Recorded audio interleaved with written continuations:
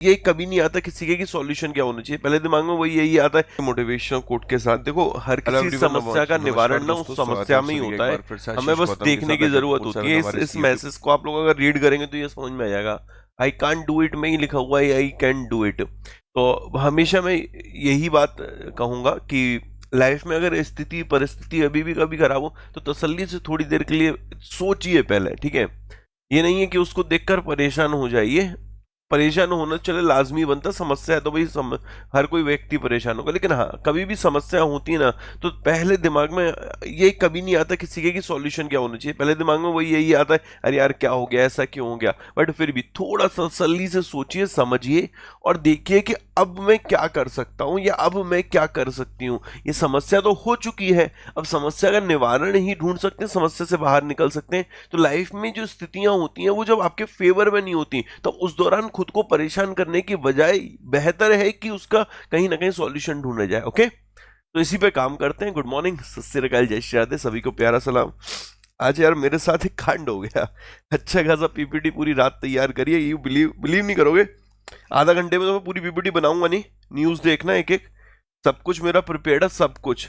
बस ये आंख कैसे लग गई पता नहीं चला काम करते करते, और देखा तो 7:22 हो रहे थे, जैसी आंख खुली मैंने कहा यार आज तो अपने आप ही खराब हो गया सब कुछ खुद से। बट कोई दिक्कत नहीं, देखते हैं सेशन को, उसके बाद सारी चीजों पे फोकस करते हैं। ओके, पूरी पीपीटी पहले से प्रिपेयर है, सब कुछ यार रात को मैं बनाकर ही पूरा लेटा था, मैंने कहा थोड़ी देर लेट लेता हूँ, इतने में तो पता नहीं खा हो गया। चलो कोई दिक्कत नहीं, फोकस करते हैं इस पर, ठीक है। देखना, cyclist cyclist Paigo Greco has claimed first gold medal of Tokyo Paralympic Games. She is from which country? Cyclist Paige Greco ने टोक्यो पैरालंपिक खेलों का पहला स्वर्ण पदक जीता है, वह किस देश की है? She is from which country? And she is from दोस्त यहाँ पर ऑस्ट्रेलिया। ओके, ये ऑस्ट्रेलिया से। ये ऑप्शन मैंने यूं सेट किए थे कि अभी हम लोगों ने एक लिस्ट दी थी, मैंने कल ही आप लोगों को एक लिस्ट दी थी, वो F1 रेस रिलेटेड थी कि फॉर्मूला 1 रेस अभी तक कौन कौन सी हुई हैं। तो फॉर्मूला 1 रेस को जरा एक बार रिवाइज करते हैं। वैसे ये क्वेश्चन क्लियर होना चाहिए कि पाइगो ग्रीको जो है साइक्लिस्ट, इन्होंने फर्स्ट गोल्ड मेडल जीता था टोक्यो पैरालंपिक का, and she is from Australia. ये कहां से? ऑस्ट्रेलिया से। ओके, अब जरा देखिएगा, ये पूरी लिस्ट समझना थोड़ी देर के लिए। यहां से लास्ट ईयर क्वेश्चन पूछा गया था, जो लुइस हैमिल्टन है, ये दोस्त कितने ग्रैंड प्री जीते हैं, जरा इसको देखना लिस्ट को। बहरेन, पुर्तगीज, स्पेनिश और ब्रिटिश, ये आपको याद रख के चलने हैं। कौन कौन से जीते इन्होंने यहां पर? बहरेन है, पुर्तगीज है, स्पेनिश है और ब्रिटिश है। ये चारों ग्रैंड प्री जो जीते हैं मेरे दोस्त लुइस हैमिल्टन ने। और ये जिस टीम से है वो है मर्सिडीज। ओके, जिस कंट्री से आते हैं वो है यूके। तो ये मेरे लिए इंपॉर्टेंट बनेगा, देश, टीम, कौन कौन से इन्होंने ग्रैंड प्री जीते। मैक्स वर्स्टैपेन ने यहां पर 5 जीते हैं, एमिलिया रोमाग्ना, मोनाको, फ्रेंच, स्टीरियन और ऑस्ट्रेलियन ग्रैंड प्री। ओके, ये 5 ग्रैंड प्री जो है लुइस हैमिल्टन ने, सॉरी मैक्स वर्स्टैपेन ने जीते। और मैक्स वर्स्टैपेन जिस टीम से आते हैं वो है रेडबुल, और जिस कंट्री से है ये दोस्त ये नीदरलैंड है। ओके, तो मैक्स वर्स्टैपेन टीम रेडबुल हो गई, कंट्री नीदरलैंड हो गई, और Emilia Romagna, Monaco, French, Styrian, Austrian, ये आपको याद रख के चलना है, ठीक है मेरे भाई। अजरबैजान जो ग्रैंड प्री है, ये दोस्त देखो 2 इंपॉर्टेंट और बनेंगे क्योंकि ये अकेले अकेले जीत लिए, मतलब अलग खिलाड़ी है। सर्जियो पेरेज है, इसने अजरबैजान ग्रैंड प्री जीता, रेडबुल टीम से है, मैक्सिको से है। हंगेरियन ग्रैंड प्री जीता एस्टेबन ओकॉन ने, अल्पाइन रेनॉल्ड से है और फ्रांस से है। भाई ये क्लियर है?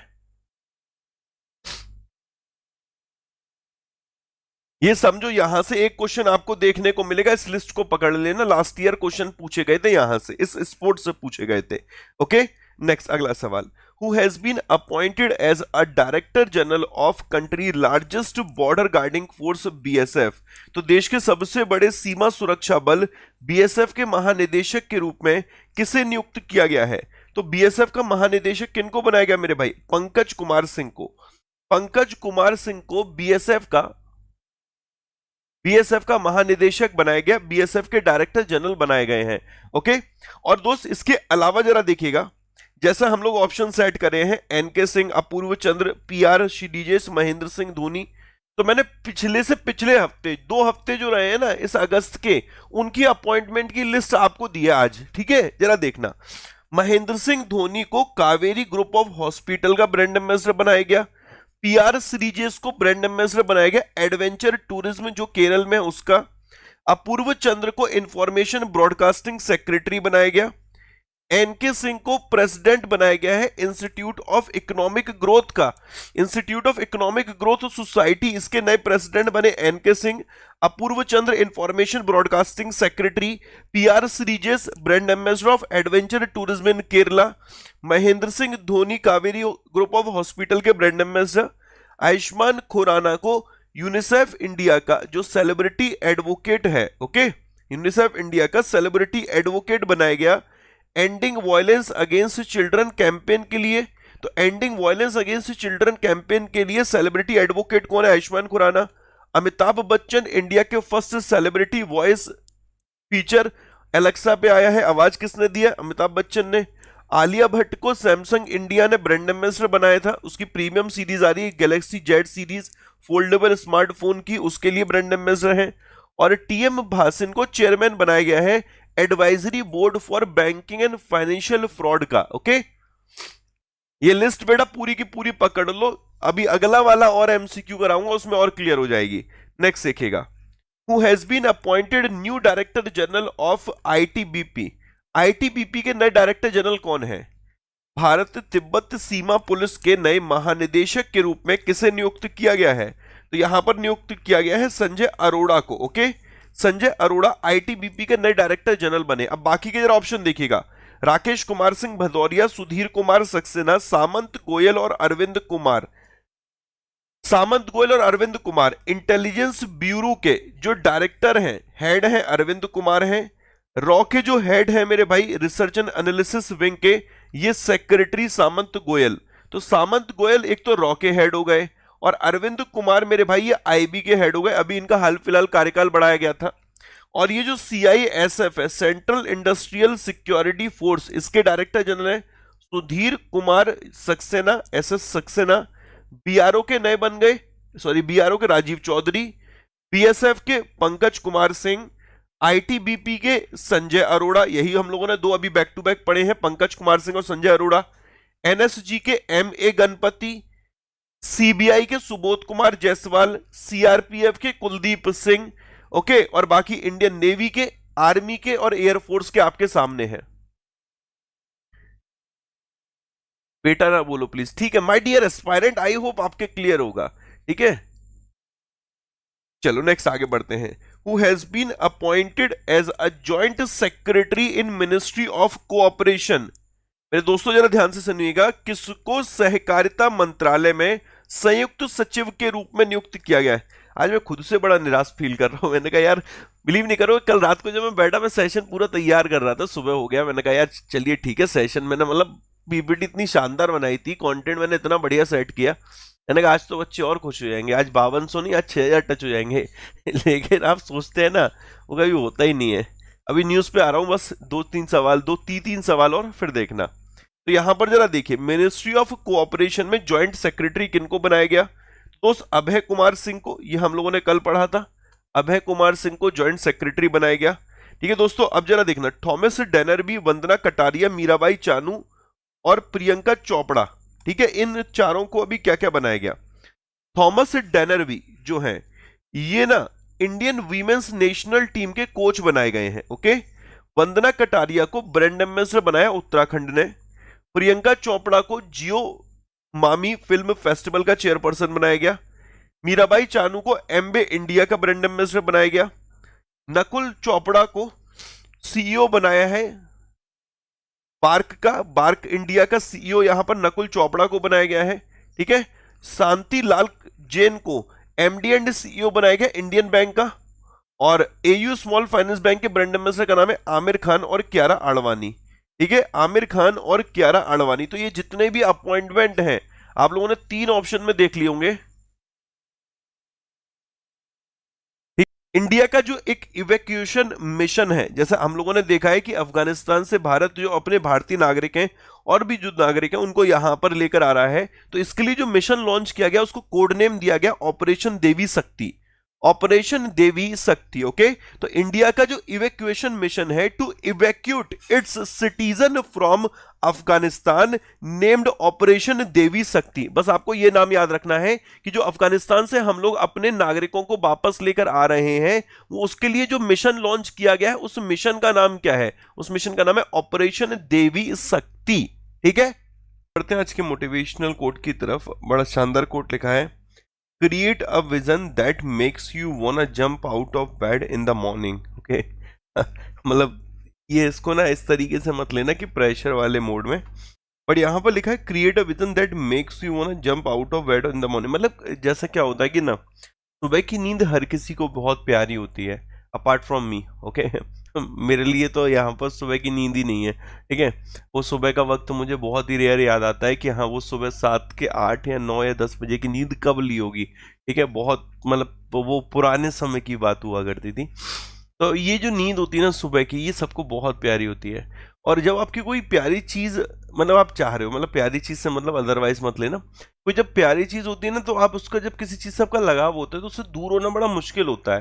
चाहे जैसे किसी पेन से हो, कपड़ों से हो, गाड़ी से हो, कोई XYZ से हो, होता नहीं होता, हर किसी से आपका लगाव होता है ना, जब उससे थोड़ा दूर होना ना बड़ा इतना आसान नहीं होता। तो वैसे ही सुबह की नींद भी लोगों को बहुत प्यारी होती है, तो उससे भी ना लोगों का दूर होना बड़ा ना टफ होता है। ओके, काफी लोग ऐसे होते हैं जो स्नूज निकालने में ही, करने में ही वक्त काफी निकाल देते हैं। तो ऐसे में है कि जो आपका अगर आपका विजन बड़ा है, ओके, अगर आपका विजन बड़ा है ना, तो ये आपके चेहरे की मुस्कुराहट हमेशा बनी रहेगी। ध्यान रखना, आपका अगर विजन बड़ा है तो आपके चेहरे की मुस्कुराहट हमेशा बनी रहेगी। क्यों? क्योंकि आप उस विजन के लिए हमेशा ना काम करते रहेंगे। जब आपका विजन बड़ा होता है, जब आपका टारगेट बड़ा होता है, तो आप अपने जो सब टारगेट होते हैं ना, छोटे छोटे जो टारगेट होते हैं, उन्हें भी जब सेट करते हैं ना, तो बड़ी प्लानिंग के साथ करते हैं। यार मेरा विजन है ना, मुझे ये चाहिए, हर हालत में चाहिए। अब इसके लिए कुछ भी हो ना, मैं हर चीज त्यागने को तैयार हूँ। ठीक है, मैं अपना कंफर्ट त्यागने को तैयार हूँ, अपनी प्यारी प्यारी चीजें त्यागने को तैयार हूँ। ओके, और ये जो विजन होता है ना, ये आपको ना एक जीने का एक नया जरिया देता है।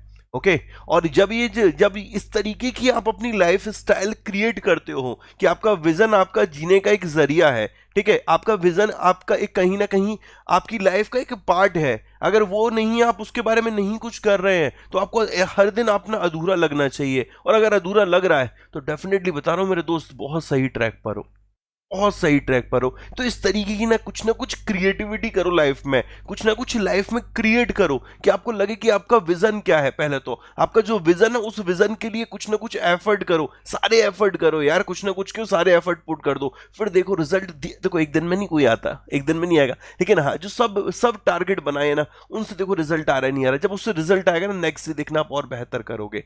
और ये नहीं होता ना, ये create a vision that makes you बना, ये शुरुआत का वक्त है। जब ये आप कर लोगे ना, तो उसके बाद फिर ना आपको किसी के अलार्म की जरूरत पड़ेगी, ना आपको जगाने की किसी की जरूरत पड़ेगी।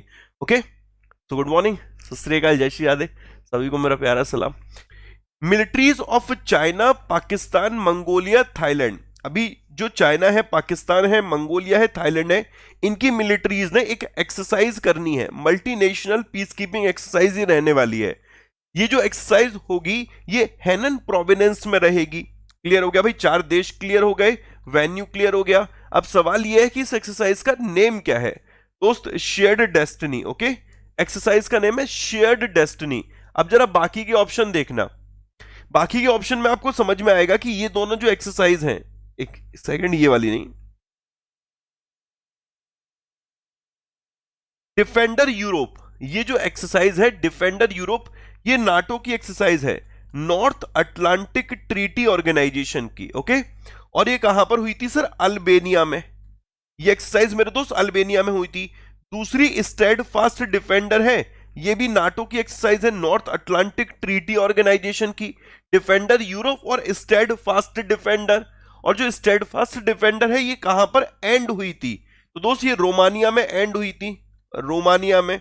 इसके बाद सांतिर ओग्रो सेना, ये एक्सरसाइज मल्टीनेशनल, जितनी भी एक्सरसाइज है सारी मल्टीनेशनल है, ये बायलेटरल नहीं है कि 2 देशों के साथ एक्सरसाइज हुई है, ये मेरे भाई मल्टीनेशनल है। तो जो सांतिर ओग्रो सेना है, ये बांग्लादेश में रही थी, बांग्लादेश में।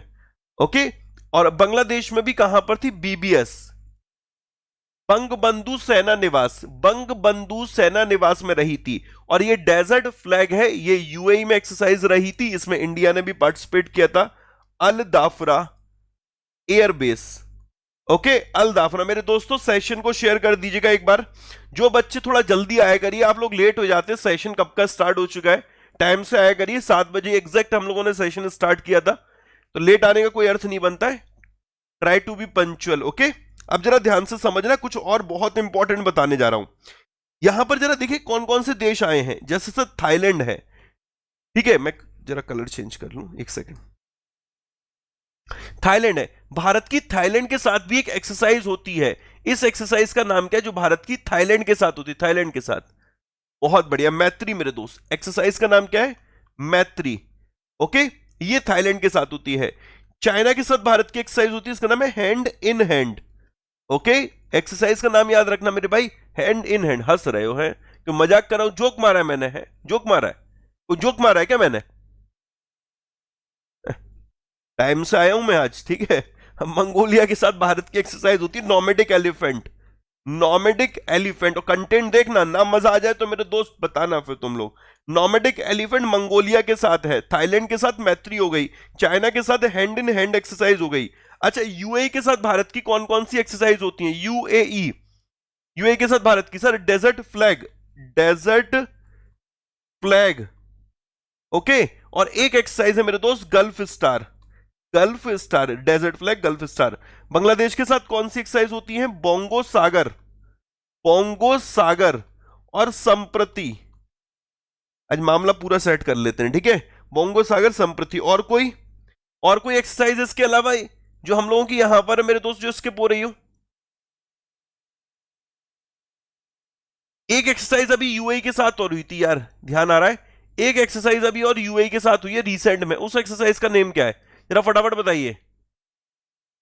अभी एक्सरसाइज एक यूएई के साथ हुई है, उस एक्सरसाइज का नेम क्या है? यूएई के साथ जो अभी रिसेंट में हुई है। India UAE, India UAE exercise recent में हुई है मेरे भाई। कोई तलवार करके थी, तलवार सर, जायद तलवार, जायद तलवार, ठीक है। तो ये याद रख लेना, जायद तलवार।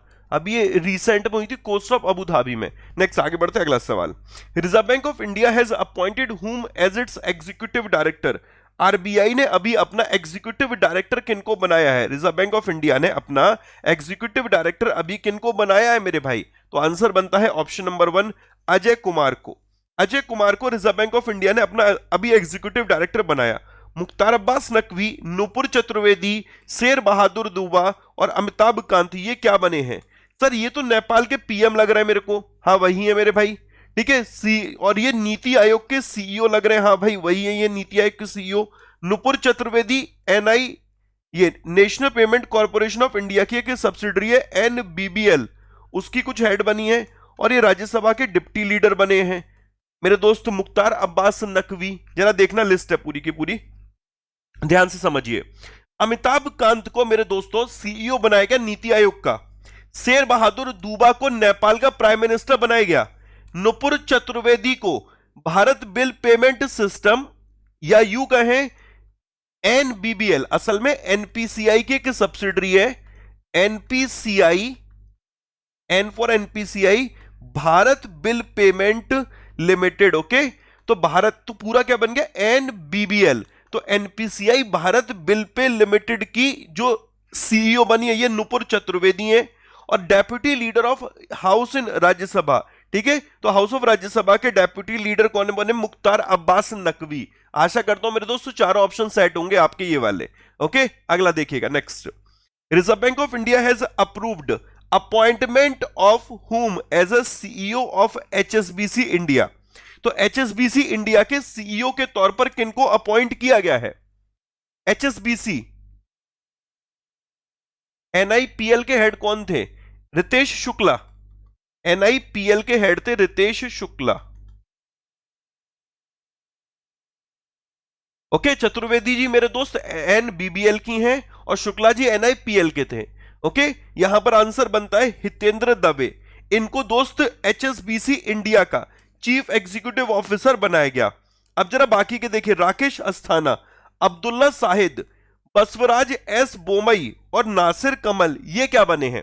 तो राकेश अस्थाना तो दिल्ली पुलिस कमिश्नर हो गए, Abdullah Shahid United Nation General assembly के प्रेसिडेंट हो गए, 76 के मालदीव से हैं, बसवराज बोमई ये दोस्त कर्नाटक के सीएम बन गए हैं, नासिर कमल ये bureau of civil aviation security something कुछ करके उसके डायरेक्टर जनरल है, अपॉइंटमेंट है मेरे पास, देखो जरा।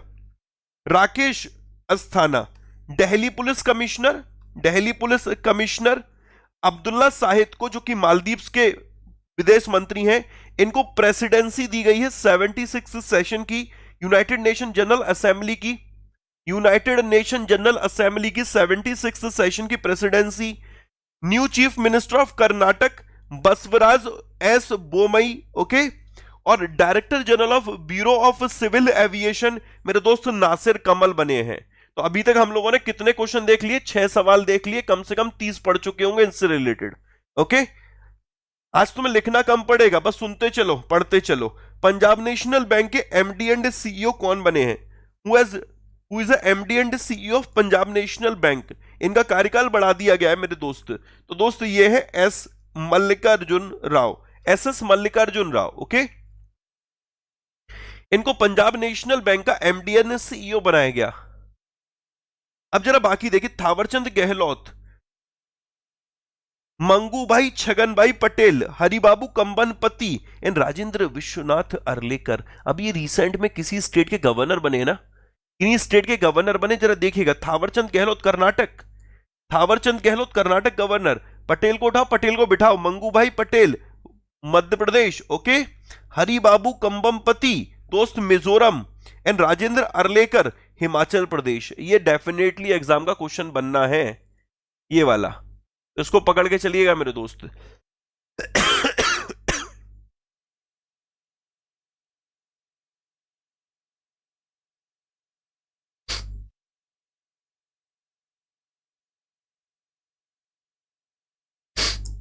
एक मिनट,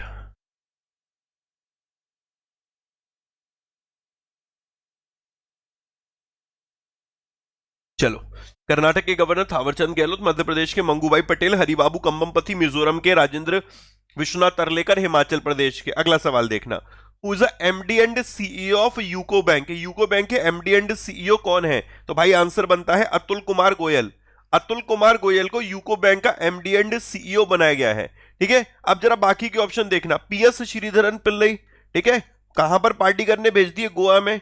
कौन से स्टेट के मुख्यमंत्री कुछ भी बोलते, सत्य असत्य कुछ भी बोलते रहते, उन लोग सत्य बोलबाग त्रिपुरा के। ठीक है, बिप्लब कुमार देव, इन्हीं को सत्य बोलबाग सत्यदेव नारायण आर्य को भेजो। ठीक है, आदमी हूं आदमी से प्यार करता हूं, एक गुना बार बार करता हूं, ये किसका डायलॉग है? रमेश बैस साहब का है। किनको देख के इन्होंने बोला था? हेमंत सोरेन को देख के बोला था, यानी कि झारखंड। ठीक है, याद आ रहा है मेरे भाई, अपनी ट्रिक हम लोगों ने बनाई थी। बंडारू दत्तात्रेय कहां के बने यार? ये मैं भूल गया यार, बंडारू दत्तात्रेय कहां के बने? आई थिंक सो हरियाणा के, हरियाणा के अभी पीछे थे क्या कोई? हाँ डेफिनेटली हरियाणा के ही हैं, हरियाणा के बंडारू दत्तात्रेय। लिस्ट में देख लेते हैं अपनी। तो मेरे दोस्त जरा देखना, कर्नाटक के कौन है? थावरचंद गहलोत, मंगूभाई चंगूभाई पटेल, ये दोस्त Chagan Bhai Patel, not Changubhai, Mangubhai Chagan Bhai Patel Madhya Pradesh, Haribabu Kambhampati Mizoram, Rajendra Vishwanath Arlekar Himachal Pradesh, PS Sreedharan Pillai Goa, Satyadev Narayan Arya Tripura, Ramesh Bais Jharkhand and Bandaru Dattatreya Haryana. ये 8 अभी नए नए बने, बिल्कुल इनको याद रख लेना, गलती से स्किप मत कर देना। Who is MD and CEO of bank of Maharashtra? UCO bank के, यूको बैंक कहां से आ गया यार? बैंक ऑफ महाराष्ट्र आएगा।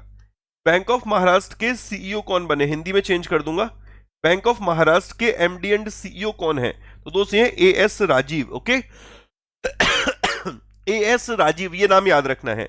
अब दोस्त टीवी नरेंद्रन, ठीक है, रश्मि रंजन दास, श्याम श्रीनिवासन और पुष्कर सिंह धामी। तो ये तो सीएम आ गए, ये एमडी एंड सीईओ आ गए बैंक के। रश्मि रंजन दास ये यूनाइटेड नेशन की टैक्स कमेटी की, टीवी नरेंद्रन ये सीआईआई के हेड बन गए हैं, सारी चीजें आ गए हैं। टीवी नरेंद्रन साहब को प्रेसिडेंट बनाया गया है कन्फेडरेशन ऑफ इंडियन इंडस्ट्री का 2021-22 के लिए। सीआईआई का सुपर मोस्ट इंपॉर्टेंट अपॉइंटमेंट है ये। यूनाइटेड नेशन टैक्स कमिटी जो है 2021 से लेकर 2025 तक, उसमें बतौर मेंबर किनको चुना गया है? रश्मि रंजन दास को बतौर मेंबर चुना गया है यूनाइटेड नेशन टैक्स कमिटी में 2021 से लेकर 2025 के लिए। और फेडरल बैंक के एमडी एंड सीईओ कौन है? Shyam Srinivasan. And chief minister of Uttarakhand मेरे दोस्त पुष्कर सिंह धामी, ये नाम याद रखना, पुष्कर सिंह धामी। क्लियर है? पुष्कर सिंह धामी। अगला सवाल देखना, फर्स्ट एमसीक्यू फोकस करना जरा। Tezu airport is located in which state? Tezu हवाई अड्डा किस राज्य में स्थित है? ओके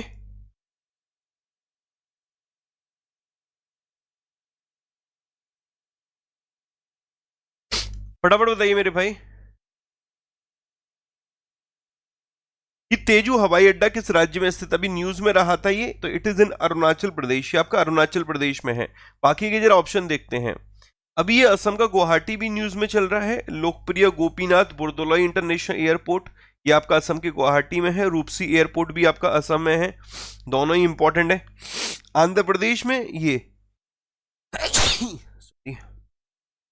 कोयलवादा नरसिम्हा रेड्डी एयरपोर्ट, ये आपका आंध्र प्रदेश में, आंध्र प्रदेश के भी उर्वाकल में या कुरनूल में है। स्वामी विवेकानंद एयरपोर्ट, ये छत्तीसगढ़ के नए रायपुर में है। एंड बिरसा मुंडा एयरपोर्ट, ये झारखंड के रांची में है। तो एक नंबर में आपको एयरपोर्ट एग्जाम में दिख जाते हैं, तो इनको भी प्लीज फोकस करके चलिएगा। अगला सवाल आता है, who has addressed first ever G20 ministerial conference on women's empowerment? Women empowerment पर अभी G20 मिनिस्टीरियल कॉन्फ्रेंस रही थी। It was held in Santa Margherita Ligure in Italy. तो इटली के सांता मार्गेरिटा लिगूर में इसको आयोजित किया गया था G20 मिनिस्टीरियल कॉन्फ्रेंस को, क्योंकि वीमेन्स एम्पावरमेंट पे थी, हाइब्रिड मोड में रही थी। तो इसको एड्रेस किसने किया था? एड्रेस तो भारत की तरफ से एड्रेस यहां पर स्मृति जुबिन ईरानी ने किया था। मेरे लिए इंपॉर्टेंट बंदी है स्मृति जुबिन ईरानी। असल में मेरे को ये जितने भी ऑप्शन यहां पर रखे ना, इन मंत्रियों के मंत्रालय उठाने पड़ेंगे। तो सबसे पहले तो बेटा ये देखिए, Smriti Zubin Irani women and child development minister है। और प्लस इसके अलावा अमेठी उत्तर प्रदेश इनकी कॉन्स्टिट्यूएंसी बनती है। उत्तर प्रदेश के अमेठी से सांसद हैं and women and child development minister हैं। दूसरा नाम है पीयूष गोयल का। पीयूष गोयल ये हमारे commerce and industry minister plus consumer affair food and public distribution minister, textile minister, कपड़ा मंत्री हैं। और ये राज्यसभा एमपी हैं महाराष्ट्र से। तो कौन कौन से मंत्रालय इनके पास है? 3 है। कॉमर्स एंड इंडस्ट्री, वाणिज्य और उद्योग मंत्री हैं। उपभोक्ता मामले, खाद्य और सार्वजनिक वितरण मंत्री, consumer affair, food and public distribution मंत्रालय। और तीसरा कपड़ा मंत्रालय, टेक्सटाइल मिनिस्ट्री। राज्यसभा एमपी है ये महाराष्ट्र से राज्यसभा सांसद हैं। धर्मेंद्र प्रधान एजुकेशन मिनिस्टर हैं, शिक्षा मंत्री हैं। ठीक है। स्किल डेवलपमेंट एंटरप्रेन्योरशिप मिनिस्टर हैं, कौशल विकास और उद्यमिता मंत्री हैं। तीसरा पॉइंट यहां से राज्यसभा एमपी है, ये भी मध्य प्रदेश से। ओके, ये मध्य प्रदेश से सांसद है। पीयूष गोयल महाराष्ट्र से राज्यसभा सांसद हैं। प्रहलाद जोशी ओके धरवाद कर्नाटक से सांसद हैं, ये लोकसभा सांसद है। धरवाद कर्नाटका, ओके धरवाद कर्नाटका। और ये कौन कौन सा मंत्रालय देख रहे हैं? Parliamentary affair ministry, coal ministry और माइंस मिनिस्ट्री। ओके, तो संसदीय मामलों के मंत्री हैं कोयला मंत्री और खान मंत्री। इसके अलावा Mukhtar Abbas Naqvi minority affair minister हैं। प्लस इसके साथ साथ राज्यसभा एमपी हैं ये झारखंड से मेरे दोस्त राज्यसभा सांसद हैं। ओके, तो आई होप यार ये पांचों मंत्री क्लियर होंगे। ये क्लियर होगा कि भाई G20 रिलेटेड भी, कि G20 मिनिस्टीरियल ये कॉन्फ्रेंस रही थी, और ये जो कॉन्फ्रेंस रही थी वीमेन एम्पावरमेंट पे रही थी। ये सारी चीजें। Last and most important, G20 जितने भी होने वाले हैं, ध्यान से सुनिएगा, G20 जितने भी होने वाले हैं वो सारे के सारे G20 कहां पर होंगे? जैसे कि 2021 का G20 ये इटली होस्ट कर रहा है, सामने ही हमारे इटली की प्रेसिडेंसी में 16th addition.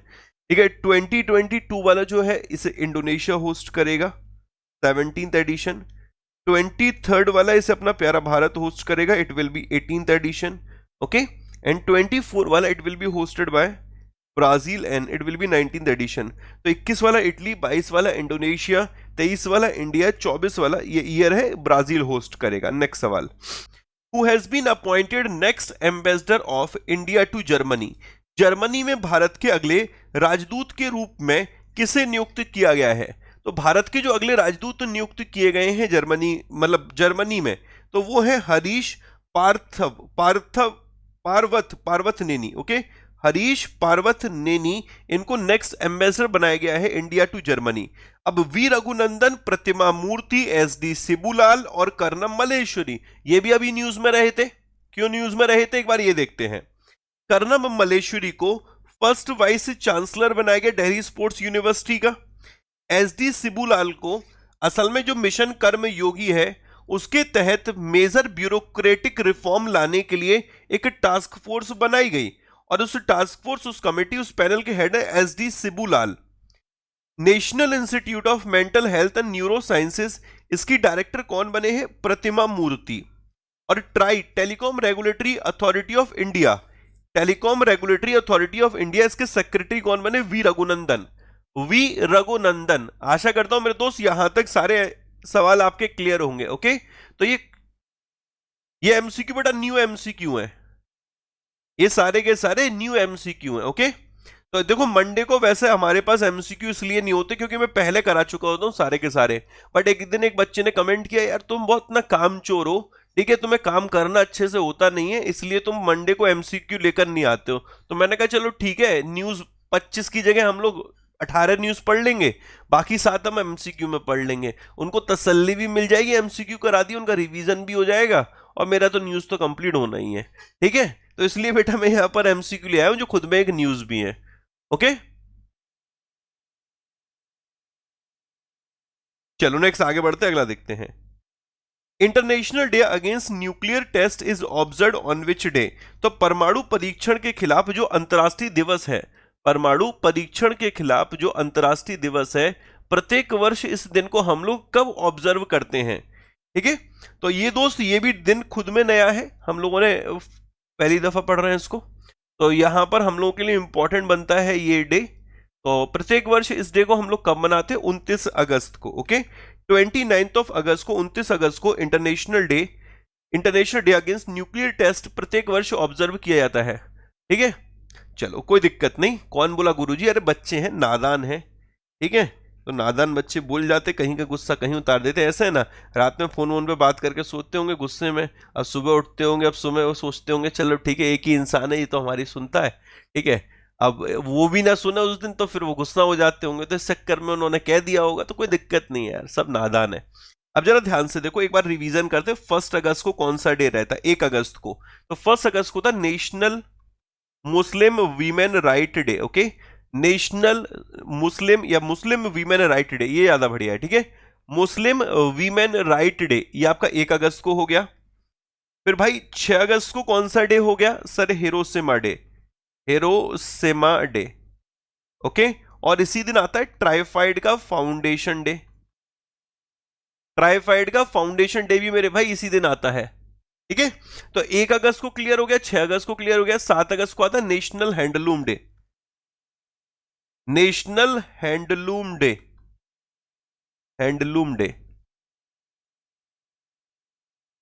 National handloom day. 8 अगस्त को आता है क्विट इंडिया मूवमेंट की एनिवर्सरी, क्विट इंडिया मूवमेंट रहा था ना, उसकी एनिवर्सरी हो गई। फिर 9 अगस्त को कौन सा डे था? Hiroshima day. फिर नागासाकी डे, नागासाकी डे।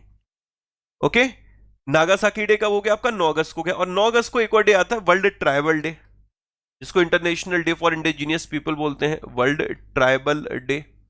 और फिर 10 अगस्त को कौन सा डे आता है? वर्ल्ड लायन डे और वर्ल्ड बायोफ्यूल डे, वर्ल्ड, अब तो रट गए होंगे तुम्हें यार, वर्ल्ड बायोफ्यूल डे। ठीक है, 10 अगस्त को world lion day, world biofuel day. Okay, यही तो होते हैं अपने, हाँ सर यही होते हैं। फिर 12 अगस्त को कौन सा डे आता है मेरे भाई? वर्ल्ड एलिफेंट डे, ठीक है, विश्व एलिफेंट दिवस और international youth day. Okay, world elephant day, international youth day, ये आपका 12 अगस्त को हो गया। फिर 13 अगस्त को कौन सा डे आता है? डोनर करके था ना कुछ, world organ donation day, world organ donation day, ये आपका 12 को ऑब्जर्व होता है। अच्छा, 14 अगस्त को एक नया डे अभी मोदी जी ने डिक्लेयर किया था, वो कौन सा था? Partition horror remembrance day. Okay, partition horror remembrance day 14 अगस्त, partition horror remembrance day. Okay, ये 14 अगस्त को हो गया। 15 अगस्त को कौन सा डे रहा सर? इंडिपेंडेंस डे रहा था, अपना स्वतंत्रता दिवस रहा था 15 अगस्त को। उसके बाद फिर 19 अगस्त को, 19 ऑफ अगस्त को हमारे लिए दो डे बनते हैं इसी दिन भी, वर्ल्ड फोटोग्राफी डे, और इसी दिन आता है world humanitarian day, world photography day, world humanitarian day, विश्व मानवता दिवस। ठीक है, वर्ल्ड फोटोग्राफी डे। ठीक है, नेक्स्ट आगे भाई, 19 अगस्त के बाद फिर 20 अगस्त को कौन सा डे रहा था? World mosquito day, mosquito day. और इसी दिन एक और डे रहता है सर, सद्भावना दिवस, या जिसको हम लोग बोलते हैं हार्मोनी डे। ठीक है, सद्भावना दिवस, हार्मोनी डे या वर्ल्ड मॉस्क्यूटो डे 20 को। 19 अगस्त को world photography day, world humanitarian day. ठीक है, फिर 21, 22, 23 को तीनों दिन कॉमन डे रहे थे, तीनों याद में मनाए जाते हैं, 22 और 23 को। ठीक है, 21, 22, 23, 23 तारीख को आता है इंटरनेशनल डे, किसके रिमेम्बरेंस में? ये किसकी याद में बनाते हैं? स्लेव ट्रेड के रिमेम्बरेंस में। ठीक है, दास प्रथा और उसके उन्मूलन को लेकर। ठीक है, जो 22 अगस्त को रहता है, वो लोग जो कहीं ना कहीं रिलीजन और बिलीफ के वायलेंस की वजह से प्रताड़ित हैं, उनकी याद में डे मनाते हैं 22 को। मतलब रिलीजन और बिलीफ की वजह से जो वायलेंस हुआ, उसके विक्टिम की याद में 22 अगस्त को डे मनाते हैं।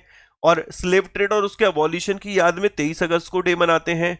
और victim of terrorism, victim of terrorism की याद में जो डे मनाया जाता है, वो 21 अगस्त को मनाते हैं। 21 अगस्त को कोई डे मेरे से मिस हो गया क्या?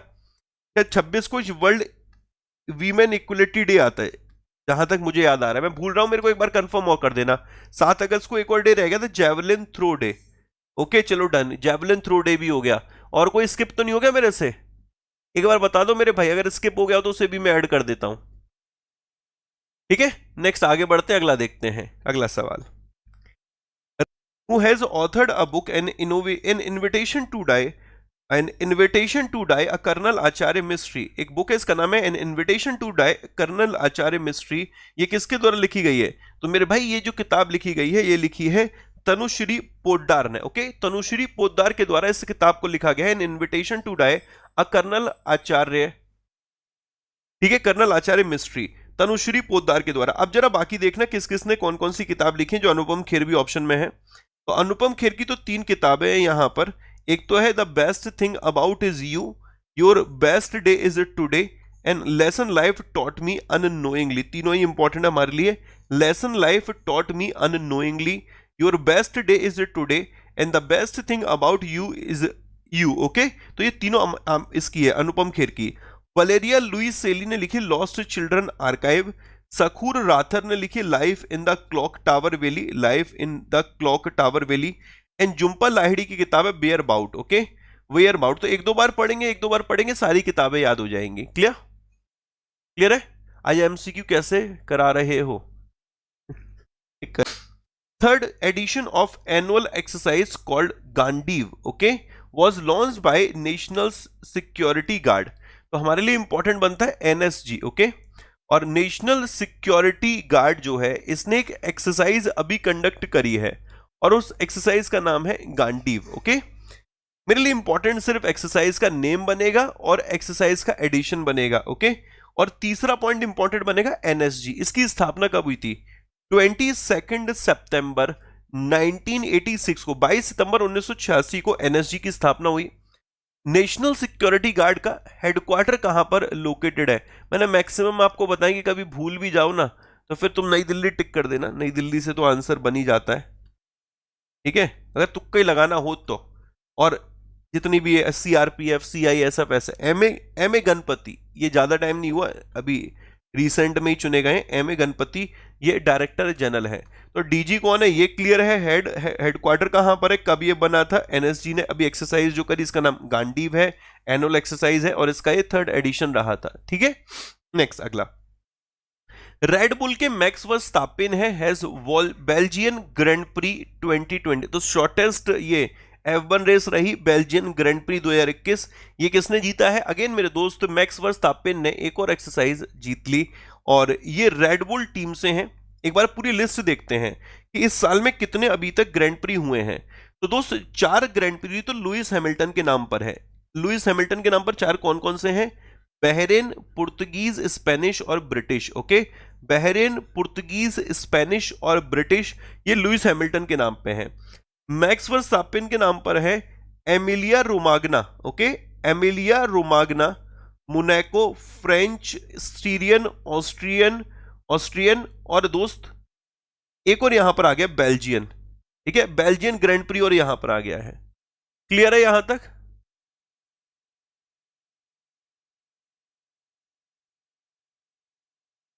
कौन कौन से मैक्स वर्स्टैपेन ने जीते हैं यहां पर, ये क्लियर होना चाहिए आपके। ठीक है, Emilia Romagna, Monaco, French, Styrian, Austrian और बेल्जियन। ये ऑस्ट्रियन 2 बार आ गया यहां पर, 1 2।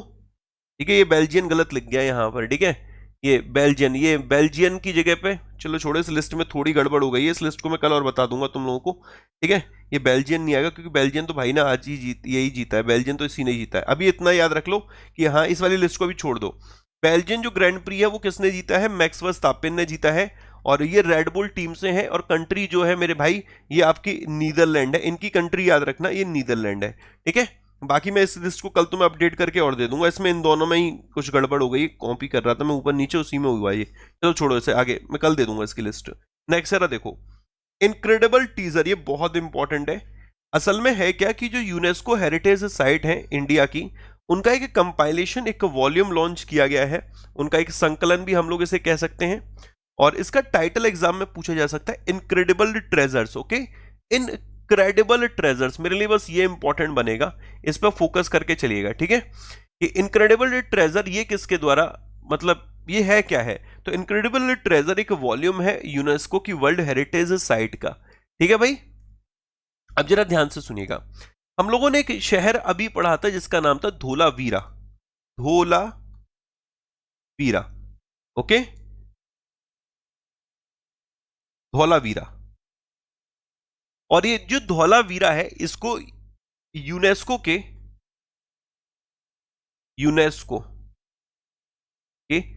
वर्ल्ड हेरिटेज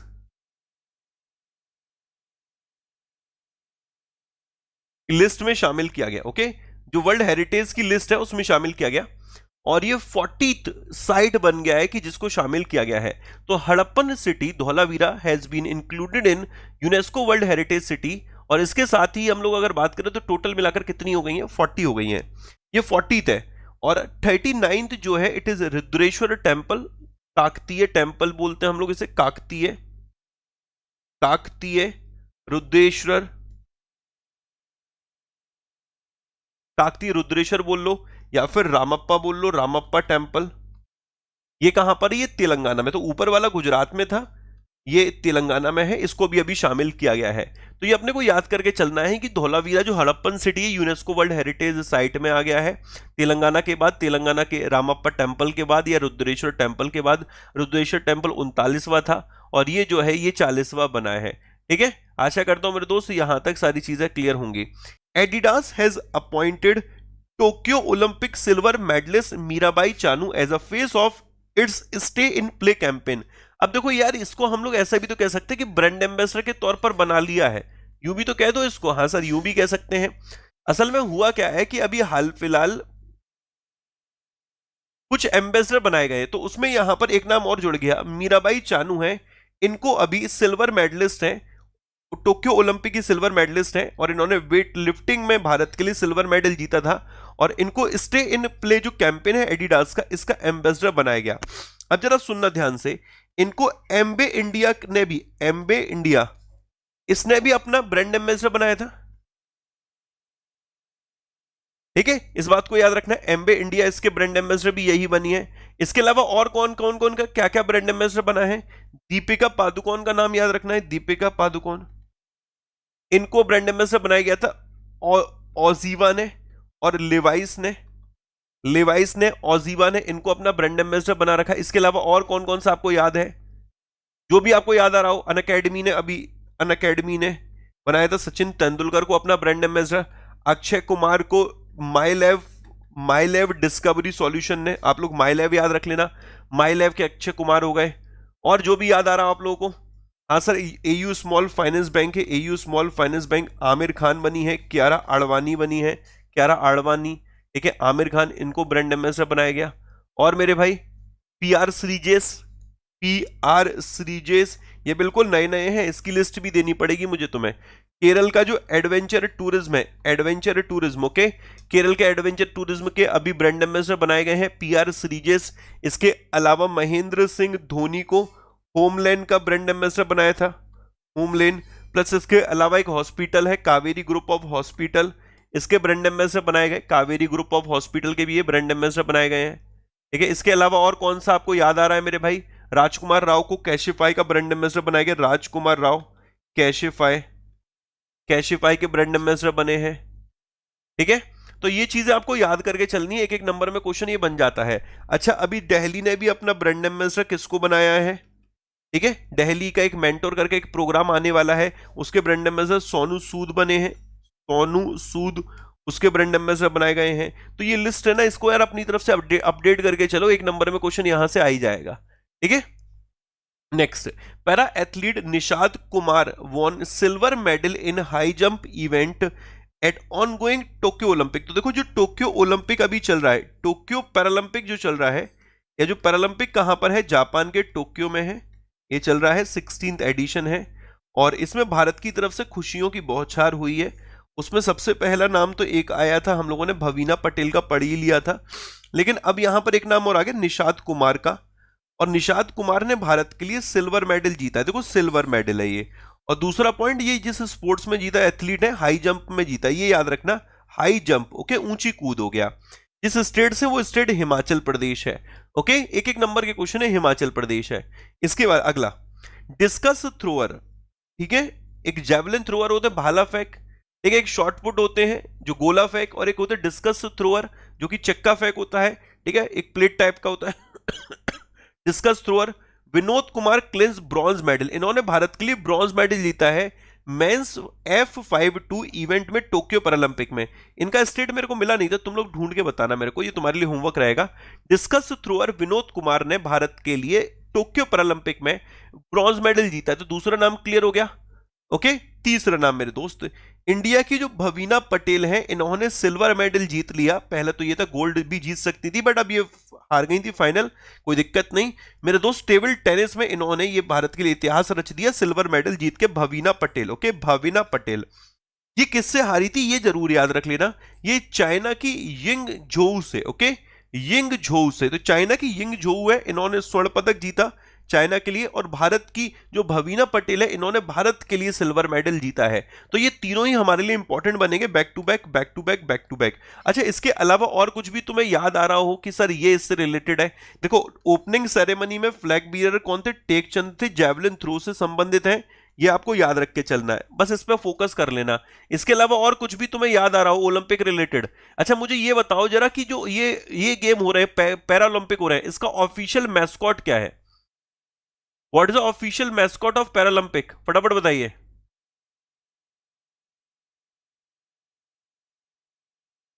ओके, बहुत बढ़िया मेरे दोस्त, सौमिति, सौमिति, ये पैरालंपिक का है। और सिर्फ अगर ओलंपिक पूछा जाएगा, ओलंपिक का मैस्कॉट क्या है, तो मियारी, मिराई तोबा, मिराई तोबा, मिराई तोबा ओलंपिक का ऑफिशियल मैस्कॉट था। और पैरालंपिक का जो ऑफिशियल मैस्कॉट है, इट इज सौमिति। ये दोनों चीजें याद रखना। अच्छा, सुना था कि टोक्यो पैरालंपिक के लिए एक थीम सॉन्ग लॉन्च किया था, संजीव सिंह ने लिखा था, वो संजीव सिंह के द्वारा एक सॉन्ग लिखा गया था, उसका नाम क्या है? कर दे कमाल तू, कर दे कमाल तू, ये भी याद रखना, कर दे कमाल तू, ठीक है, ये भी एग्जाम में पूछा जा सकता है। नेक्स्ट, अगला,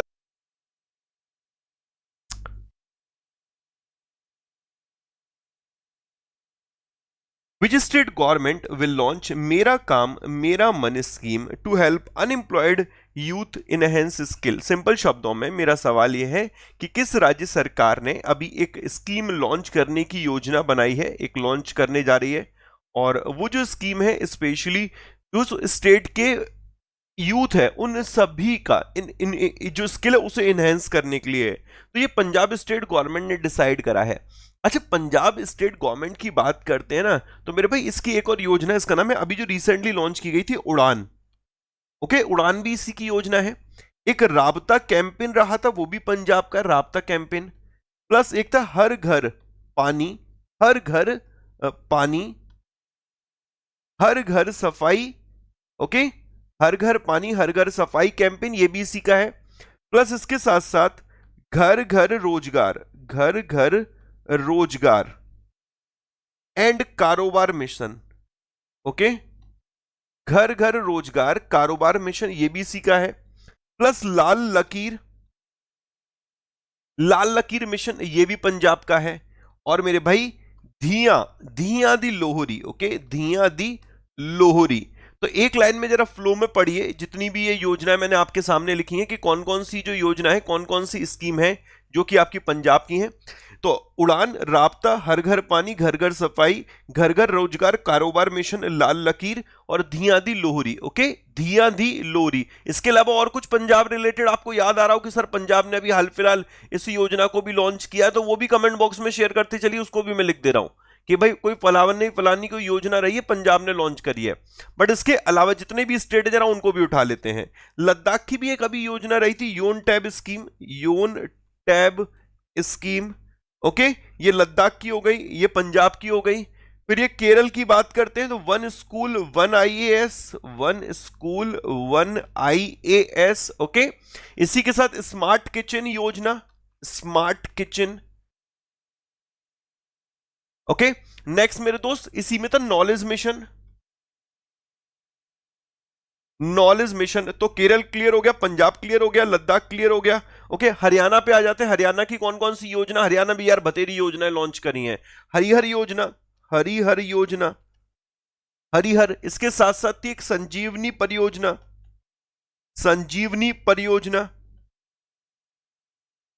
ओके, स्टेट गवर्नमेंट में तो सिर्फ नाम याद रखने, प्राणवायु देवता, प्राणवायु देवता पेंशन स्कीम, प्राणवायु देवता पेंशन स्कीम। ओके, ऑक्सीवन, ये सब किसके हैं, हरियाणा के। ओके, तो हरियाणा क्लियर हो गया। वेस्ट बंगाल का तो भाई अभी जब चुनाव जैसे ही जीती तैसे ही इन्होंने योजना पे योजनाएं लॉन्च कर दी थी। एक योजना तो मां कैंटीन पहले से चल रही है यहां पर, मां कैंटीन। फिर आई थी एक लक्ष्मी भंडार योजना, लक्ष्मी भंडार योजना। ओके, फिर थी द्वारे राशन। ओके, लक्ष्मी भंडार, द्वारे राशन हो गया, मां कैंटीन हो गया। प्लस इसके साथ student student credit card initiative. Okay, student credit card initiative, ये सब स्कीम किसकी है, ये सारी की सारी मेरे दोस्त हरियाणा स्टेट की है, इसकी है, वेस्ट बंगाल स्टेट की हैं। तो और कोई भी अगर आपको याद आ रही है कि हाँ वेस्ट बंगाल ने सर अभी हाल फिलहाल इस योजना को भी लॉन्च किया है, तो वो भी मेरे को बता दो मेरे दोस्त, वो भी मैं यहां पर ऐड कर दूंगा। बट मेरे अकॉर्डिंग जो मुझे याद है, मां कैंटीन, लक्ष्मी भंडार प्रोजेक्ट, स्टूडेंट क्रेडिट कार्ड इस इनिशिएटिव और द्वारे राशन। ओके, क्लियर है सभी के। Third edition of annual exercise called was launched by the National Security Guard. What is the name of exercise? मतलब वार्षिक अभ्यास का तीसरा संस्करण राष्ट्रीय सुरक्षा गार्ड द्वारा शुरू किया गया। हिंदी यूं होगी यहां पर कि राष्ट्रीय सुरक्षा गार्ड के द्वारा वार्षिक अभ्यास का तीसरा संस्करण शुरू किया गया था। अभ्यास का क्या नाम है, एक्सरसाइज का नेम क्या है? ऑप्शन सारे के सारे मेरे भाई ताजा ताजा है, अगर याद आ रहा हो तुम्हें। अब जरा उठा लो इनको, देखो कॉनकन की बात करते हैं, इंडिया और यूके के बीच में एक्सरसाइज है। ओके, और ये जो इंडिया यूके के बीच में एक्सरसाइज है, ये अभी कहां पर रही थी, पोर्ट्समाउथ में। भाई POR, पोर्ट्स तो याद रख पाओगे ना, पोर्ट्स, पोर्ट्स बंदर का पोर्ट्स, ठीक है, इसमें लगा दो माउथ। और तो पोर्ट्समाउथ में एक एक्सरसाइज रही थी इंडिया और यूके के बीच में, इसका नाम है कॉनकन। इसके अलावा जो यूके के साथ एक्सरसाइज और होती हैं उसमें एक नाम है इंद्रधनुष, इंद्रधनुष कॉनकन एक तो, और एक थी मेरे भाई अजय वॉरियर कॉनकन इंद्रधनुष, अजय वॉरियर कॉनकन और इंद्रधनुष, ये प्लीज नाम याद रखिएगा, अजय वॉरियर कॉनकन इंद्रधनुष, ये तीन एक्सरसाइज, इसमें से कॉनकन अभी इंडिया और यूके के बीच में एक्सरसाइज रही थी। कहां पर रही थी, तो पोर्ट्समाउथ में रही थी। हमारा आंसर तो यहां पर गांडीव है। ओके, अब जरा ये मालाबार नहीं, मालाबार ये 25th एक्सरसाइज है क्वाड नेशन के बीच में। अब ये क्वाड नेशन कौन कौन है, इंडिया है, यूएसए है, जापान है और मेरे दोस्त ऑस्ट्रेलिया है। Okay, India, USA, Japan, Australia. India, USA, Japan, Australia, इन चारों देशों के बीच में अभी एक एक्सरसाइज रही थी, इसका 25th एडिशन था। ये कहां पर रहा था मेरे भाई? ग्वाम। ठीक है, कोस्ट ऑफ ग्वाम में रहा था, ये याद रखना। जायद तलवार, ये तो यार दोस्त इंपॉर्टेंट एक्सरसाइज है, इंडिया और यूएई के बीच में हुई है, इंडिया और यूएई के बीच में। और ये जो जायद तलवार एक्सरसाइज रही थी, जो कि इंडिया और यूएई के बीच में हुई थी, ये अबू धाबी कोस्ट में हुई थी, अबू धाबी, ये वर्ड याद रखिएगा, अबू धाबी। ओके, और अल मोहिद अल हिंदी, अल मोहिद अल हिंदी, ये सऊदी अरब के साथ भारत की एक्सरसाइज है। ठीक है, मैंने तो यार दोस्त जब से पढ़ा रहा हूं मैं सऊदी अरब के साथ, ये पहली दफा ये एक्सरसाइज का नाम सुना था, सऊदी अरब। ओके, तो ये जो सऊदी अरब के साथ एक्सरसाइज है, अल मोहिद अल हिंदी रही थी, जिसमें आईएनएस कोच्चि ने पार्टिसिपेट किया था, अगर थोड़ा भी याद आ रहा हो मेरे भाई। ओके, ठीक है, तो ये याद रखना। तो मेरे लिए क्या क्या इंपॉर्टेंट बन गया कि India Saudi Arab exercise Al Mohed Al Hindi, India UAE exercise Zayed Talwar, Malabar India USA Japan Australia, Gandiv तो ये दोस्त नेशनल सिक्योरिटी गार्ड ने एक्सरसाइज आयोजित करी थी, कौन कौन क्लियर है। इसके अलावा रिसेंट में कोई याद है तुमको? सर पूछिए तो सही, अरे तुम खुद से बताइए तो सही, अरे सर आप पूछिए तो सही, अरे भाई तुम खुद से बताओ, एक आध एक्सरसाइज तुम्हें याद आ रहा हो कि रिसेंट में अभी हुआ है। एक और याद रख लेना, जैर अल बहर, जैर अल बहर, ये एक्सरसाइज इंडिया और कतर के बीच में है, अभी रिसेंट में हुई है ये वाली, जैल अर बहर, ये एक एक्सरसाइज है इंडिया और कतर में। मैं बायलिटरल बता रहा हूं, इसके अलावा एक्सरसाइज पे ज्यादा दिमाग नहीं लगाइए। अब तनिक रुक जाइए और तनिक मेरी बातों को ध्यान से सुनिएगा। और कौन कौन सी एक्सरसाइज फोकस करने वाले हैं? यूएई के साथ आपने ये एक्सरसाइज देख ली, एक और एक्सरसाइज लिख लीजिएगा यूएई के साथ भारत की जो होती है, तो होती है वैसे तो। एक एक्सरसाइज है डेजर्ट ईगल, डेजर्ट ईगल, और एक है बेटा gulf star. Okay, desert eagle और गल्फ स्टार। इसके अलावा ये कतर के साथ तो एक ही है, इसमें कोई दिक्कत नहीं, कौन कौन डन हो गया। हाँ, यूएसए के साथ देखो, यूएसए के साथ है युद्ध अभ्यास, वज्र प्रहार,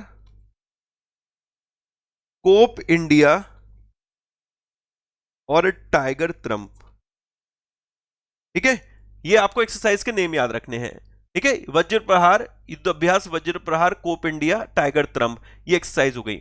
इन एक्सरसाइज में भी थोड़ा और डिटेल में चलते, कौन सी एक्सरसाइज कहां पर हुई है। तो युद्ध अभ्यास है इसका, ये जो हुई थी राजस्थान के महाजन फील्ड फायरिंग रेंज में, और इसका ये 16th एडिशन था। जो वज्र प्रहार रही थी, ये हिमाचल प्रदेश के बकलौ में रही थी, हिमाचल प्रदेश के बकलौ में, and it was 11th addition.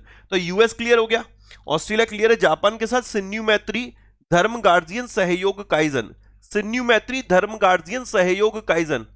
ठीक है, ये लिस्ट पकड़ के चलना, इसको गलती से स्किप मत करना। अब कल रात को मैं बैठा हुआ था, दिमाग की खुरापात थी, एक्सरसाइज की लिस्ट और ढूंढने लगा, तो मेरे भाई और एक्सरसाइज मिल गई। जब और एक्सरसाइज देखी तो यूएसए के साथ तो और एक्सरसाइज मिल गई। एक थी स्पिटिंग कोबरा यूएसए के साथ, संगम मेरे भाई यूएसए के साथ, ओके, रेड फ्लैग यूएसए के साथ। मतलब सुनो, ये एक्सरसाइज है इंडिया यूएसए की, स्पिटिंग कोबरा। एक दिन पूरी लिस्ट दूंगा इन वालियों की भी, जो ये नई नई मेरे को मिली है ना मेरे भाई, इनकी भी दूंगा। जैसे पिच ब्लैक ऑस्ट्रेलिया के साथ होती है, ठीक है, ये ऐड कर दूंगा मैं एक्सरसाइज की लिस्ट में। चलो नेक्स्ट आगे बढ़ते, अगला सवाल। रेड बुल के मैक्स वर्स्टापेन है, इन्होंने बेल्जियन ग्रैंड प्री 2021 जीत लिया, चलो बढ़िया है।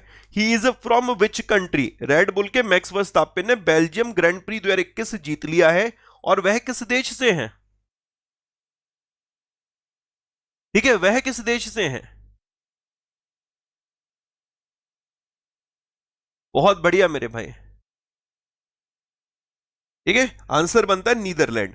ये कहां से मेरे भाई? नीदरलैंड से। ओके, अब जरा ऑप्शन देखो, मैंने तुम लोगों को बोला था कि जो ग्रैंड स्लैम है ना, इसको मेरे भाई मैं तुम लोगों को कंप्लीट लिस्ट दे दूंगा। ग्रैंड स्लैम, एक साल में कितने ग्रैंड स्लैम होते हैं? सर 4। कौन कौन से होते हैं? ऑस्ट्रेलियन, फिर फ्रेंच, फिर विम्बलडन, फिर यूएस। ये इसका क्रोनोलॉजिकल ऑर्डर है, Australian, French, Wimbledon, US. Australian आपका हार्ड कोर्ट पे रहता है, फिर उसके बाद मेरे भाई लास्ट यूएस है, वो आपका हार्ड कोर्ट पे रहता है। जो ये फ्रेंच ओपन है, ये लाल मिट्टी पे रहता है, क्ले कोर्ट पे। विम्बलडन ये ग्रास कोर्ट पे रहता है। अब इनमें क्या है ना कि देखो 4 तो ये क्लियर होगा, AFWU इनका क्रोनोलॉजिकल ऑर्डर है, प्लस ये किस कोर्ट पे खेले जाते हैं वो क्लियर हो गया। अब देखो इसमें इंटरेस्टिंग चीज क्या है, तीनों में कॉमन एक बात है कि इन तीनों का जो मेन सिंगल का टाइटल है इस साल, पुरुष एकल का जो खिताब है वो एक ही व्यक्ति ने जीता, वो है नोवाक जोकोविच। नोवाक जोकोविच, नोवाक जोकोविच, सर्बिया सर्बिया सर्बिया, ये कॉमन है, याद करने में भी दिक्कत नहीं है।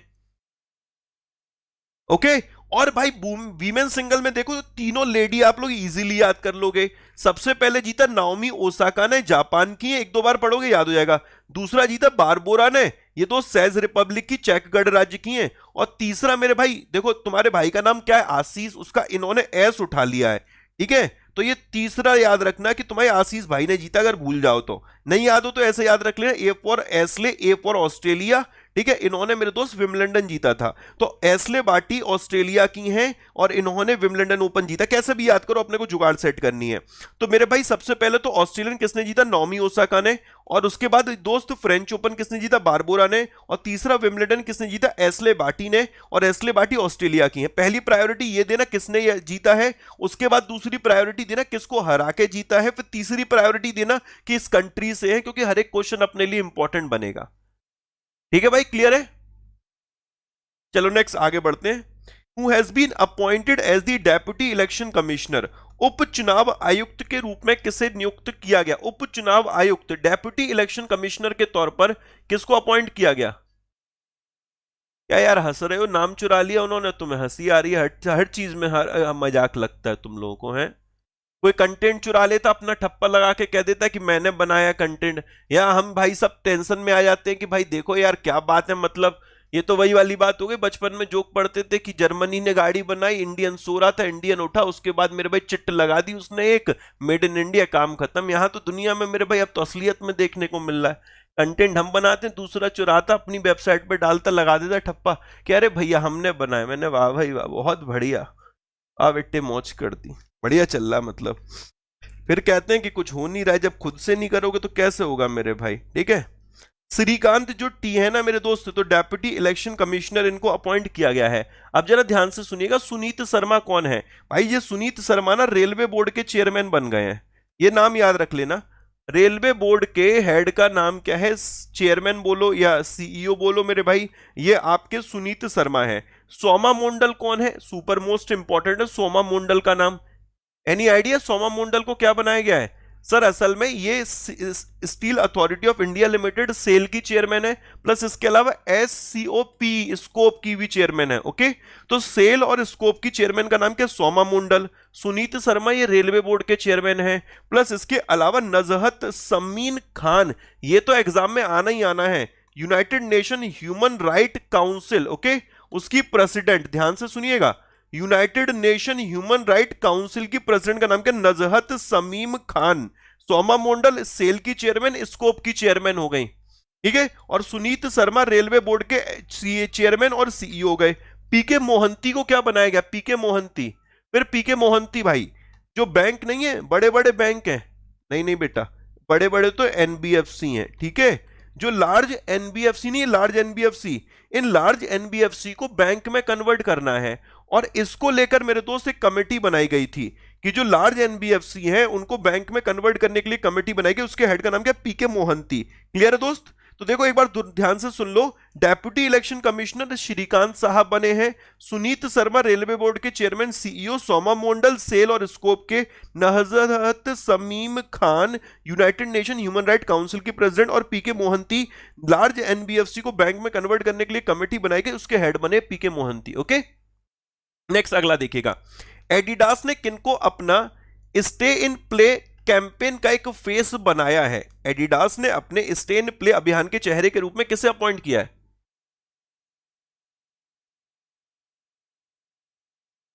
आंसर करिए भाई, बहुत सिंपल आंसर है, मीराबाई चानू। ओके, मैंने ऑप्शन ही ऐसे सेट करे, देख के एलिमिनेट कर दोगे, ठीक है। बट जो भी ऑप्शन सेट करें वो आपके आने वाले एग्जाम का क्वेश्चन है।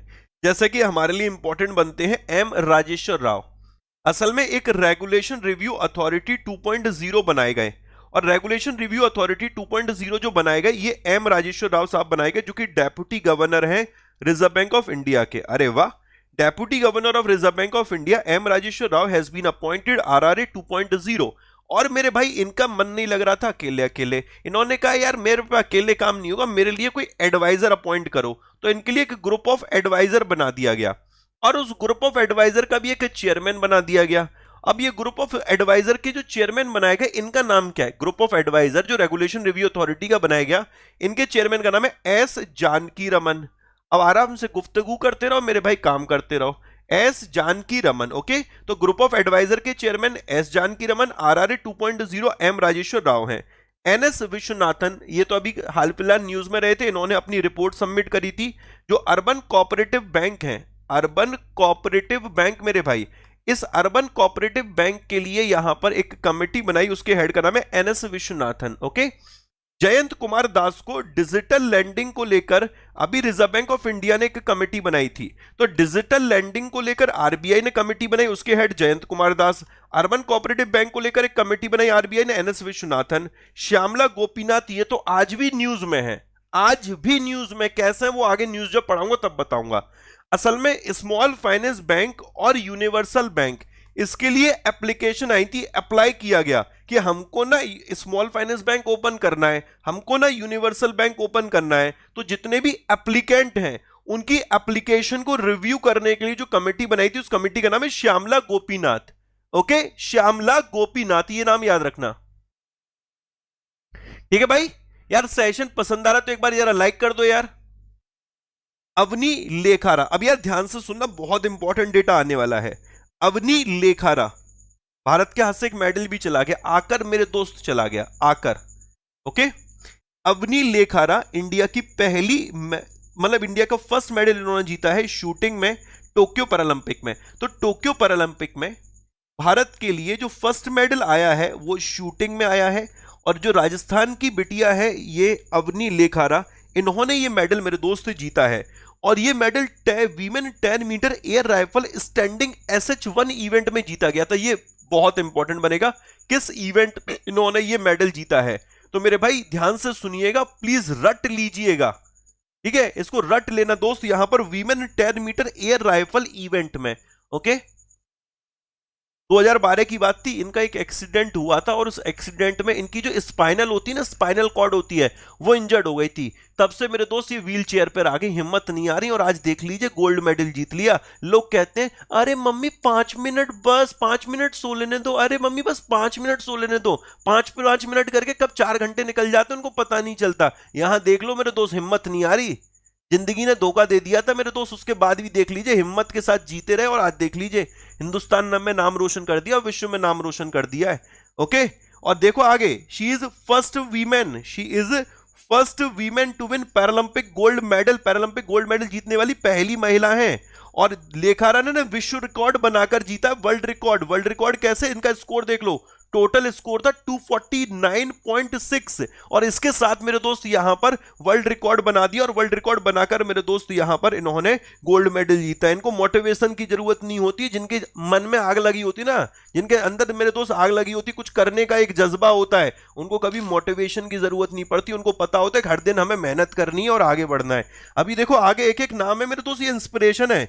2020 टोक्यो ओलंपिक पैरालंपिक, हरियाणा का सुमित अंटिल, इन्होंने भी एक वर्ल्ड रिकॉर्ड बना दिया। मतलब मैं तो कल इनका कायल हो गया, भाई साहब जीत रहे तो वर्ल्ड रिकॉर्ड के साथ जीत रहे हैं, वर्ल्ड रिकॉर्ड बना दिया। इन्होंने क्या किया कि जो मेंस जैवलिन थ्रो रहा था उसमें गोल्ड मेडल जीता, और इनका बेस्ट थ्रो था, मतलब अपना ही रिकॉर्ड तोड़ते गए, फिर रिकॉर्ड तोड़ रहे हैं, मतलब नेक्स्ट बार भाला फेंक रहे तो फिर रिकॉर्ड तोड़ रहे हैं, फिर रिकॉर्ड तोड़ रहे हैं। और भाई वे फाइनल इन्होंने जब फेंका तो 68.55 मीटर के थ्रो के साथ, बेस्ट थ्रो के साथ जैवलिन थ्रो में गोल्ड मेडल जीता भारत के लिए, और रिकॉर्ड बना दिया मेरे भाई सुमित अंतिल ने, ओके। सुमित अंतिल की दास्ता भी बड़ी रही। जनवरी 2015 की बात है, एक एक्सीडेंट हुआ था मेरे दोस्त, नीचे से घुटने से नीचे पैर काटना पड़ गया, बंदे ने हार नहीं मानी। सोच लो मेरे दोस्त, बंदे ने हार नहीं मानी, नेक्स्ट ही खरोंच आ जाती है तो दर्द में हम लोग कहते हैं कि चल नहीं पाएंगे, आगे नहीं बढ़ पाएंगे, समझ रहे हो। और देख लो भाई ने जिता दिया मेरे दोस्त, हिंदुस्तान को गोल्ड मेडल आ गया। अब देखो योगेश कथुनिया, इन्होंने सिल्वर मेडल जीता भारत के लिए मेंस डिस्कस थ्रो इवेंट में, और ये इनका बेस्ट थ्रो रहा था 44.38 मीटर, मतलब ये भी हरियाणा के हैं। तो आपको ये नाम भी याद करके चलना है, इस नाम को भी भूलना नहीं। इनका नाम क्या है, योगेश कथुनिया, ओके, योगेश कथुनिया, ये नाम याद रखना। क्लियर है भाई, ठीक है। एक बार सेशन को लाइक कर दो यार अगर समझ में आ रहा है, क्लियर होता चल रहा है तो। इनके ऊपर मैं और डिटेल में करूंगा, किसको अर्जुन अवार्ड मिल चुका है, किसको राजीव गांधी खेल रत्न अवार्ड मिल चुका है, सारी चीजें मैं एक अलग से कराऊंगा, डोंट वरी, ठीक है। नेक्स्ट आगे बढ़ते हैं, अगला देखते हैं। इसके अलावा मेरे भाई और क्या रहा था, ये भाई देखो राजस्थान के देवेंद्र झांझरिया, ये तो मेरे दोस्त इनसे तो बिल्कुल पदक की उम्मीद थी। 2 बार गोल्ड मेडल ला चुके हैं। जब पैरालंपिक 2004 रहा था एथेंस में तब गोल्ड मेडल लेकर आए थे, फिर रियो पैरालंपिक रहा था 2016 में तब गोल्ड मेडल लेकर आए थे। अब यहां पर फिर दोबारा मेरे भाई यहां पर भारत के लिए मेडल लेकर आए, लेकिन अब की जो मेडल है वो सिल्वर मेडल है। और इनका बेस्ट थ्रो रहा था 60.35 मीटर का, और जेवलिन थ्रो में ये भारत के लिए यहां पर मेडल रहा है। ठीक है, हाँ राजीव गांधी ध्यानचंद भैया, ठीक है। अब देखो पकड़ते कितनी जल्दी हो। और इनको जो अवार्ड दिया गया था ना, इनको अवार्ड पद्मश्री अवार्ड से भी नवाजा जा चुका है। राजीव गांधी खेल रत्न अवार्ड से भी सम्मानित किया जाएगा। 2017 में तो राजीव गांधी ही था ना मेरे भाई वो अवार्ड। अर्जुन अवार्ड से भी 2005 में इनको सम्मानित किया जा चुका है। नेक्स्ट आगे, टोक्यो पैरालंपिक में राजस्थान के सुंदर सिंह गुर्जर, ये नाम भी आपको याद करके चलना है। ओके, एक फार्मर फैमिली से बिलोंग करता बंदा, ब्रॉन्ज मेडल जीत लिया इसने। ठीक है, बेस्ट थ्रो के साथ जेवलिन थ्रो में 62.58 क्लियर है। ये थ्रो भी याद करके चलनी है, मैं पूरी लिस्ट बना के दूंगा, डोंट वरी। बट अभी के लिए नाम याद रखो। ठीक है, किस स्टेट से है ये याद रखो। ठीक है, किस स्पोर्ट्स से ये याद रखो। ये सारी चीजें मैं बता रहा हूं, कंफ्यूजन होगा। चलो, इसके एमिनेंट बंगाली राइटर बुद्धदेव गुहा। ओके, इनका नाम क्या है? बुद्धदेव गुहा। मेरे लिए इंपॉर्टेंट बनेगा, Buddhadeb Guha has passed away. ये क्या थे? एक राइटर थे और बंगाली राइटर थे। And he was the author of many notable work such as the Madhukari, honey gatherer, मतलब मधुकरी, हनी गैदरर जैसी कई उल्लेखनीय रचनाओं के लेखक प्रख्यात बंगाली लेखक बुद्धदेव गुहा का निधन हो गया। प्लीज इंपॉर्टेंट मार्क करिएगा। नेक्स्ट, एक और ऑबिचुरी हमारे लिए इंपॉर्टेंट है। असल में क्यों इंपॉर्टेंट थी? 7 बार इन्होंने एमी अवार्ड जीता था। तो US television actor Ed Asner, okay, he has passed away recently, इनका निधन हो गया है। और इन्होंने मेरे दोस्त मतलब रिकॉर्ड टाइम 7 बार एमी अवार्ड जीता। तो 7 बार एमी अवार्ड विजेता US television actor Ed Asner का निधन हो गया।